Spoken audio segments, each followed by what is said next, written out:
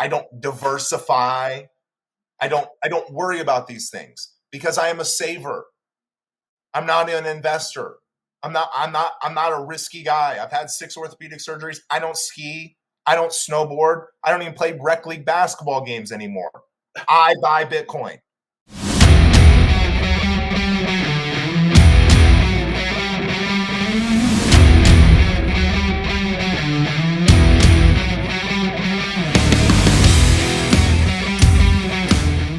Yo, yo, yo, and welcome back to another episode of the Nyc Griff Show.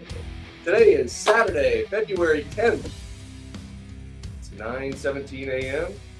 Kick it off to you, Nick. I feel like I've solved the immigration crisis and the border crisis in our country. Wow. I feel like I have it. I have the solution for everybody this morning. This must be a great idea. It's a fantastic idea. It's really, really good. It's called Sanctuary Chipotles. Okay.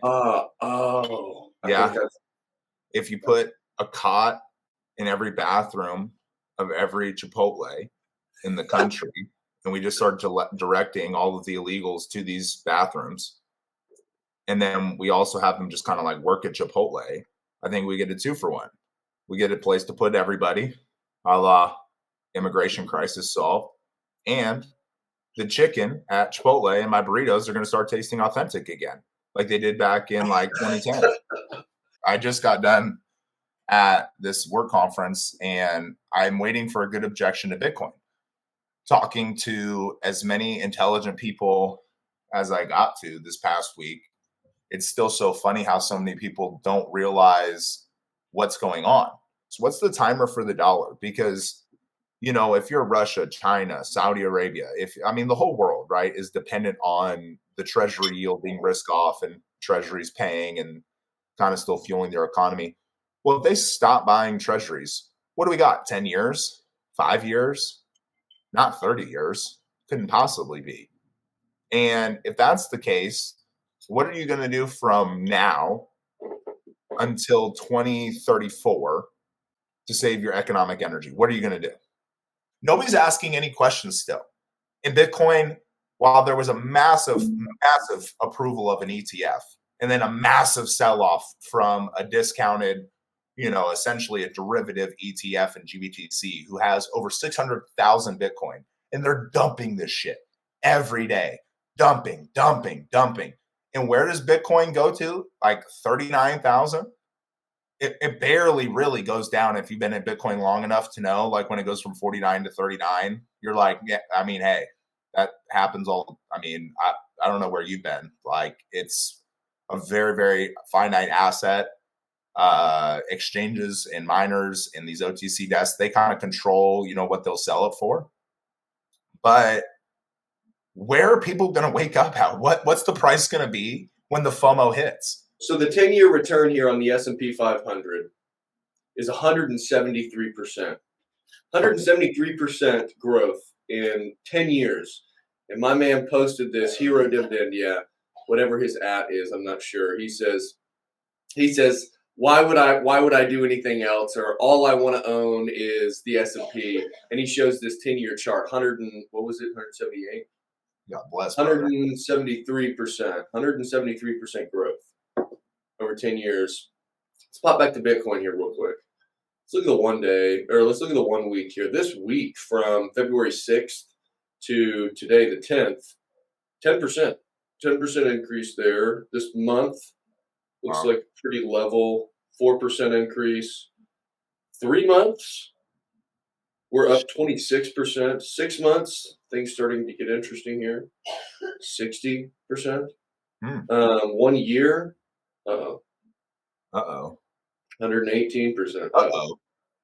2 years, we're kind of making our recovery now. So 2 years, we're just up 8%. And 10 years, Bitcoin is up 12,400%. Not a hedge. It's not a hedge for inflation. Don't promote it like that. Don't buy Bitcoin. Look at this. This will shock you. I don't know if you've watched NVIDIA and what it's done here. And this is just like, I don't really know much about the company. I just see people talking about the price appreciation.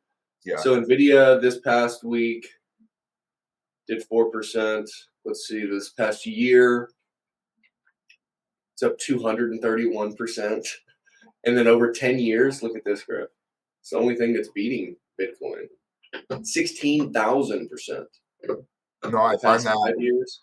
That's great for NVIDIA.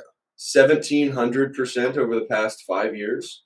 No, so NVIDIA, man, NVIDIA is really, and I don't know what has led to such explosive growth with this company. I don't really follow. I don't really follow it all like that, but man, it's interesting. Going back to what you were saying, some of the things you were saying earlier, Griff, interesting thoughts and conversation there. One thing I thought about was I watched a TEDx talk the other day of one of the guys that I worked with previously, and he did a talk about your finances. But really, his approach to things is our mental approach to finances is what typically dictates what does dictate how we interact with our finances, right? And he talks about how talking about money with friends and family and things like that was considered taboo for a long time, right? And you only talked about it with yourself and maybe with your spouse. Sometimes you wouldn't even talk about it with anybody, right? And which kind of barred the communication on that topic and on that subject, right? And man, okay, so let's take that thought and put it out on the table, okay? And then here's another thought: if we were sitting here today in a totally perfect world, okay, we're just creating this hypothetical, and we've got freedom. We live in a free and open market society. We have a sound money. There's still crime. There's still bad. There's still, I guess, it's not a perfect world. There's still things. And the government came to us and said, hey, we would like to create a system where we can create unlimited money. And we are going to dictate that. And we're also, that's going to manipulate the purchasing power of your money, but you're not really going to be able to do anything about it. What person would say, you know what, that sounds like a good idea, yet here we are. Okay. And I think the third thought is, man, the feds have done a great job of producing and propagating their narrative. They have done a great job of spinning a narrative to where people don't think about things. They just take these things at face value, and they say, okay, great, that's what they say, that's what we're going to do moving forward. And they don't think about it themselves. They're kind of borrowing opinions, right? Yeah. And not really putting any thought into it. And so it's like, it really blows my mind that something so foundational to what we do every single day, all day, every day, something so foundational to how we interact with the world around us, something so foundational that is at the core of how we perceive the economic reality around us, which the economic reality, although is not all of our life and all of our being, it is a lot of it. I mean, it is a lot of it. 100%.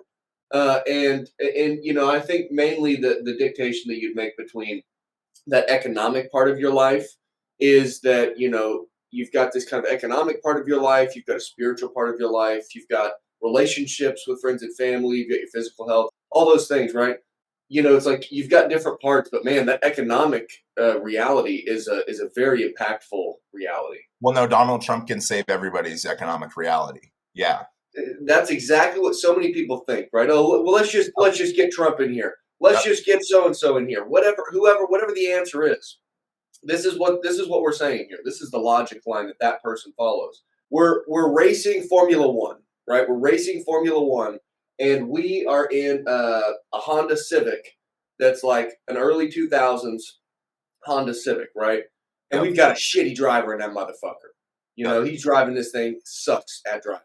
So we say, you know what? We're going to get a professional driver. We're going to put him in that Civic, and then we're going to get it going out there. Then we're going to get it going out on the track. Well, we put our good driver in the shitty car, and we still suck because we're still in a shitty car. Yeah. We can go left. We can have a Democrat. We can go right. We can have a Republican. We can go somewhere in the middle. But we're still sitting in a fucking 2000s Honda Civic racing other Formula One cars. We have, but the weird part is, see, it gets even more convoluted because we're actually winning the race. We're actually winning the race, and everybody else is. It's kind of like everybody's got Formula One cars. Who are we we're winning? all driving Honda Civics. You're saying America's winning the race in regard to economic control, economic power. We are, but it almost seems like, kind of like using your analogy here, like we've stopped working on the car. Like we stopped doing that, and it became about us. It became about me. We started painting about as opposed to a greater good over a longer time horizon. We're operating with very high time preference, but thinking about today.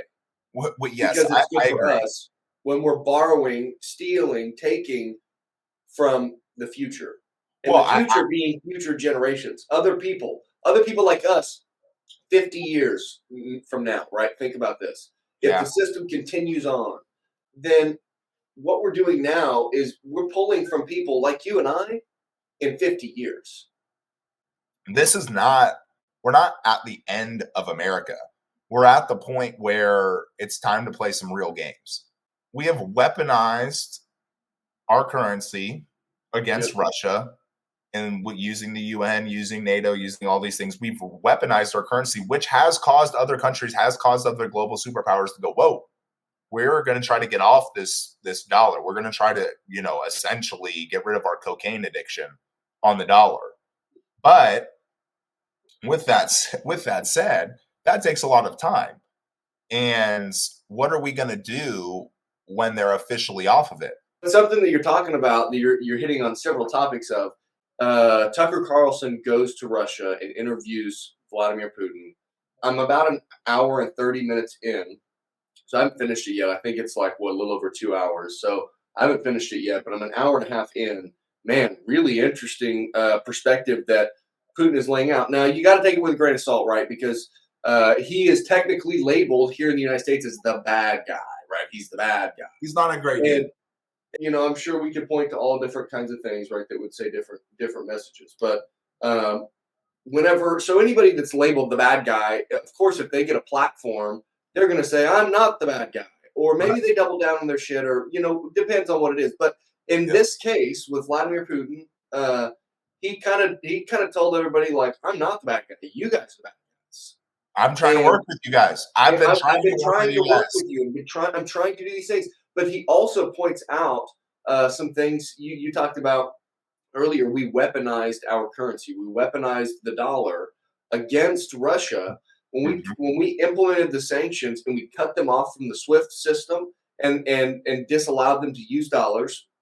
And then when we froze their American assets, that did a couple of things. And this is what he kind of lays out. He says, one, you forced us to not use dollars. We were forced into finding other alternatives. So whereas the majority of our economic trade was done in dollars previously, now dollars are a significantly smaller portion of our economic activity, and we're actually doing more settlement in our local currency, in the ruble. And not only that, but it sent a message to the entire globe that we do have the ability to freeze your assets. And his take on this was that he talked about this in terms of economic security and physical security. He talked about these things should be things that we do for the world, for everyone to benefit from. And our arguments and our disagreements and all these things should be done at more of a political level as opposed to we're just going to point guns at each other and do it that way. And so that was interesting. But I'm curious, one part that I'm curious about is the legacy news. Are they talking about this interview? Are they talking about what's happening in the Red Sea? Are they talking about de-dollarization globally in the macro economy? Are they talking about they're not talking about the continued impact of inflation, right? They want to talk about the inflation rate going down, but they don't talk about how that actually compounds. And even though it's still going down, the costs are still increasing, just at a lesser pace. They're not talking about that. The very moment that a man and a woman can't get married and have 3 kids and have a house, and it's relatively easy. It's not hard. That's relatively easy. Most people can achieve that and be happy and not be financially stressed and things like that. You start rotting from within. And I think it's interesting because I think Putin, to bring it back to the interview, I think he knows this. I think he's aware. I think he's aware of the implications of taking them off the SWIFT system. I think he's aware of inflation not being transitory. I think he's aware of the context. And I think it's really, really, really, scary being in this country to be led by a bunch of people who will not even bring up that inflation is not transitory, because you can literally just track how our country has really just, it's gone downhill. You have to make major moves to own a home. You have to make major moves to want to go on a vacation. You have to think about having a kid is hard for people in their late 20s to go, oh, I want to have a kid. You do? Do you really want to have a kid? You really want to have a kid? It's going to be a lot of money. You don't know where it's going to go. What about the health system? What about all these? You start thinking about where you live. You start thinking about everything that's going on in society. And I think world leaders outside of America know this. And it's really concerning because I don't think a lot of people are willing to ask those tough questions. Where do we start going wrong? Well, you can't just legalize gay marriage, guys, and go, oh, well, we just legalize gay marriage. It's just, we're just legalizing, like, that's where it stops. That's not where it stops. You just keep on going down this path. And then all of a sudden, most of the kids in our country, all of a sudden you start getting these statistics where almost 20% of people are gay and 1 in every 5 people are gay. Bullshit. No, they're not. If that was the case, guys, we wouldn't have a society. And I know that's a little maybe not off topic of where you were going, but I just listened to this interview with Putin and him explain history, explaining the context. And I'm not saying the guy's a good guy, but I think he understands what's happening right now. And I think we have a bunch of leaders that don't. Even Donald Trump. Donald Trump is an Israel supporter, is a money printer, has more debt. He has if you are a billionaire in this country, a lot of people have achieved a lot of wealth in this country just having a higher risk profile than everybody else. They're totally okay with having massive amounts of debt because they understand it's not real. And that's only been enabled by inflation. Really, to kind of sum it up, you can't do all the things that all these very wealthy people are doing without a currency that just prints up. And nobody talks about, I think it's so funny, Nick, you don't see anybody bring up the SWIFT system. You don't see anybody bring up the fact that they changed the M2 and M1 money supply statistics, the CPI statistics. Nobody brings it up. Nobody even talks about it. Or even the freaking crazy idea that we can take something like an idea, a theory of inflation, and we can say, oh, it's just this one number. Right. It doesn't even.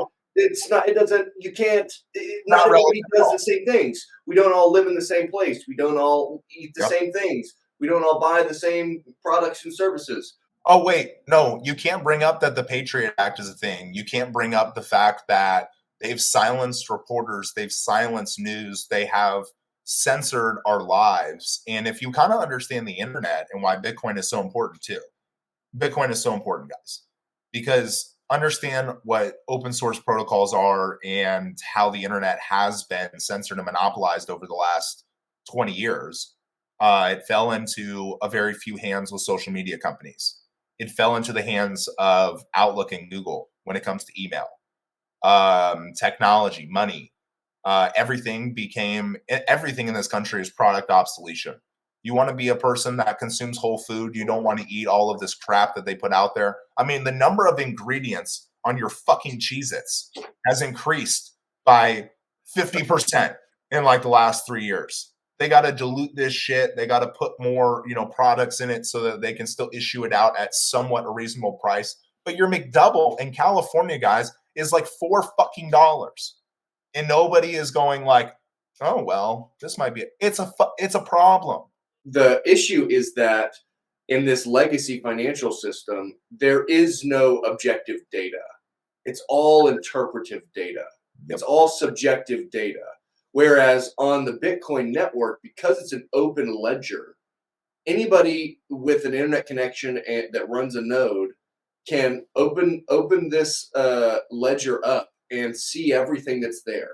Mm-hmm. Everything is there, publicly and objectively available for anyone to see. And man, there's a lot of power in certainty. This is where you always talk about how much you love the time preference chapter in the Bitcoin Standard by Saifedean. And I remember, I think it's in that chapter, maybe it's in a different, but he talks about this idea of savings and certainty into the future.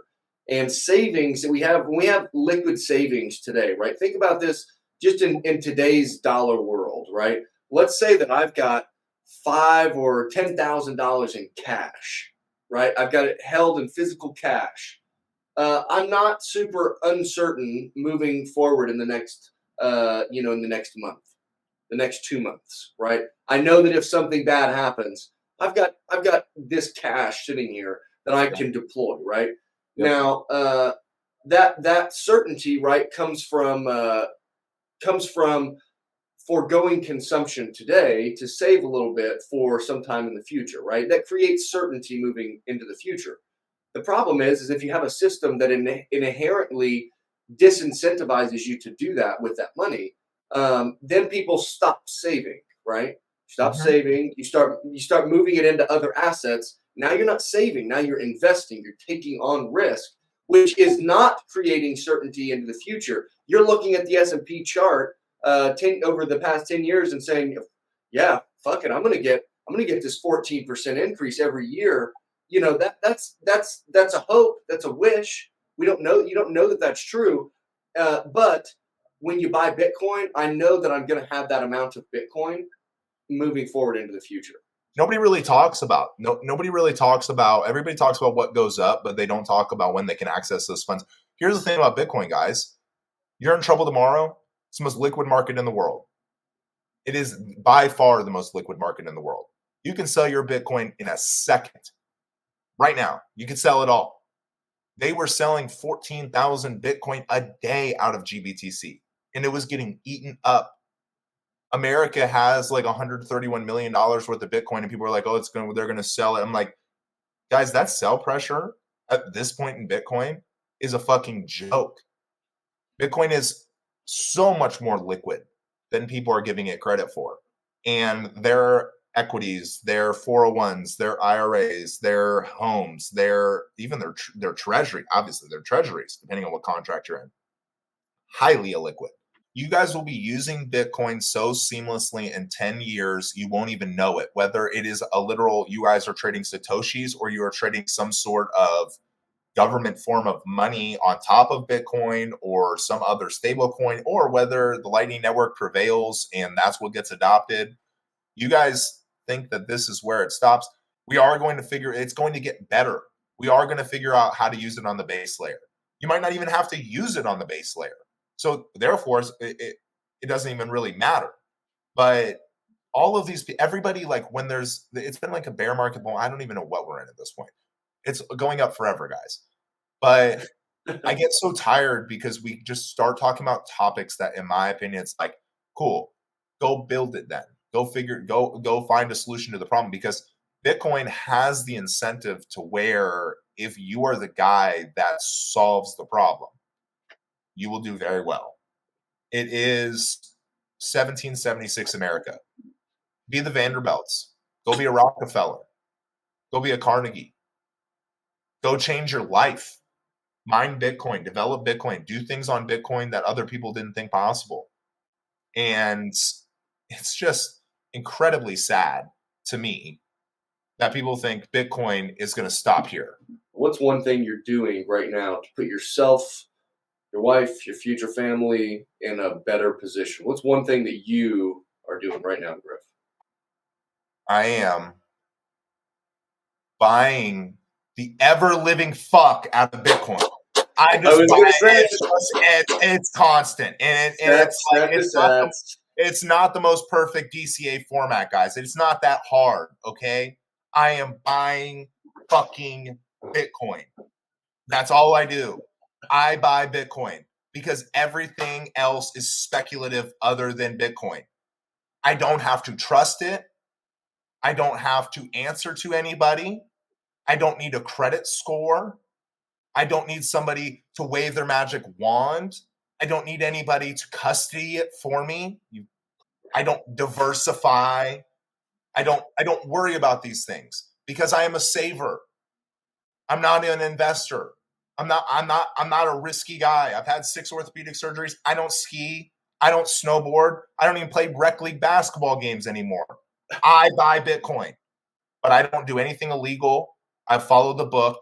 I DCA into Bitcoin. I put most of it into cold storage. I might consolidate a UTXO or two, I guess, if you will. But I buy fucking Bitcoin. They're going to debase the dollar. It's already debased. Just wait. Just buy it and wait.